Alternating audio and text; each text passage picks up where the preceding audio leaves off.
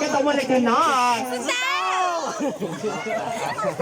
rồi bây giờ nhá MC thì cũng chưa có vợ nên MC chưa biết nhưng mà MC là cũng học hỏi được một chút là hình như là rồi bây giờ nhá MC nói này tất cả chúng ta quay mặt hướng vào cô dâu và chú rể nói làm sao để mọi người thấy mình hạnh phúc mình yêu nhau. Cô dâu bây giờ MC bây giờ để MC cắt lời một tí. Vâng bây giờ các gia đình mong hỏi na cái con nhá han dòng máu tôi tìm thôi rồi. Ok.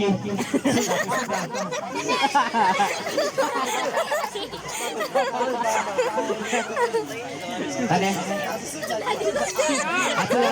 Hà tự động差不多顺长还是顺auto提到路边顺达等顺达只要顺达等順達嘛。rồi ta vừa mấy thằng nhắc lên rồi bây giờ để MC hướng dẫn một chút nhé. Cô dâu sẽ cần vào chỗ cứng nhất của chú rể. Cậu nhang có để cô võ pháp của tình tới cha. Cô võ toán cậu nhang để cô pháp của tình mua cha. Rồi, mấy thằng nhóc dây kia mà. Mấy thằng nhóc dây kia mà. Mấy thằng nhóc dây kia. Tôi cậu nhang mà có để cô võ pháp của tới cha. Cô võ có để cô nhang pháp của mua cha. Các tàu có tôi coi nhá có để tôi võ lên xuất vừa nó để các bạn chính này giờ khảo tới sang để xuất vừa tôi coi nhá khảo cùng một sang để lúc đó rồi chú rể đâu tay chú rể đâu gần nhau đấy nào ơi đây kia mà rồi quý võ tự tàu con coi nhá khảo cùng một sang nhá chú đây hả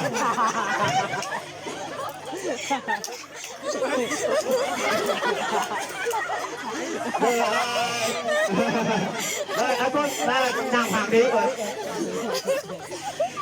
quay mặt bên này cứ được quay mặt vào phòng rồi nhá quay mặt rồi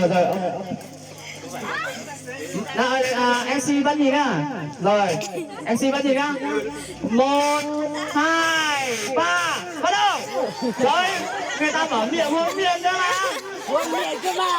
Không được. Không được. Hôn miệng cơ mà. Miệng đối miệng cơ mà, mồm đối mồm cơ mà. Không, chú rể có thể cúi xuống một tí, chú rể chịu thiệt thòi một chút, chú rể cúi một xuống một tí được không ạ? Không biết là ở nhà cô dâu thì cô dâu sẽ là người bắt đầu trước, còn bây giờ chú rể là người bắt đầu trước, chú rể sẽ là người hôn trước. Nhưng mà MC nói rõ nhá, bây giờ phải là hai cái nha cả, khoán chiều tôi khoán chiều rửa sổ hắn đến rồi mấy tuổi tao hắn đến gì hết nào rồi bắt đầu đi vẫn như lúc đấy gậu nhá có để dầu vó pháo được tới xa dầu vó có để gậu nhá pháo một xa